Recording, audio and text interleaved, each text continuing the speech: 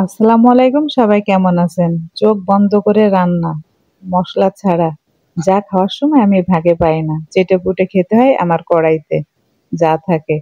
তো চলেন রান্নাটা দেখিয়ে দিই। পাবদা মাছ ভালো করে ক্লিন করে লবণ হলুদ আর শুকনা মরিচের গুঁড়া দিয়ে ভালো করে মাখিয়ে রাখবো 10 মিনিট।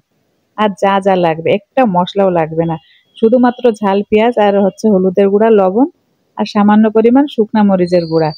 তো এটা ভালোভাবে আমি মাখিয়ে নিচ্ছি সরিষার তেল দিয়ে। তারপরে মাছ এক এক করে ছেড়ে দিলাম, কিছু সময় এটা আমি মাখিয়ে রাখবো। আর মশলা দিলেই যে সব রান্না ভালো হবে তা না, মশলা ছাড়াও কিন্তু খেতে অনেক সুস্বাদু হয়। আর হাতটা মাত্র আমি ধুয়ে দিলাম সামান্য পানি দিয়ে। তো এই যে মূল রান্না কিন্তু আমাদের শুরু হয়ে গেছে।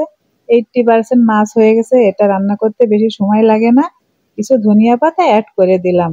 আর এদিকে লেবুর পাতা এক এক করে দিলাম, যা সুন্দর ফ্লেভার লেবুর পাতার বলে বোঝানো যাবে না। যতবার আমি লেবুর পাতা দিয়ে পাবদা মাছ রান্না করছি ততবার আমি কড়াই চেটেপুটে খেয়েছি। তো এই যে আমাদের রান্না কিন্তু শেষ। সবাই ট্রাই করবেন, যারা ব্যাচেলার ভাই বোন বা প্রবাসে থাকে তারা চোখ বন্ধ করে এটা রান্না করতে পারবে। তো এই যে আমি এখন কড়াই চেটেপুটে খাচ্ছি। সবাই ভালো থাকবেন, নেক্সট ভিডিওতে ইনশাল্লাহ দেখা হবে। আল্লাহ হাফেজ।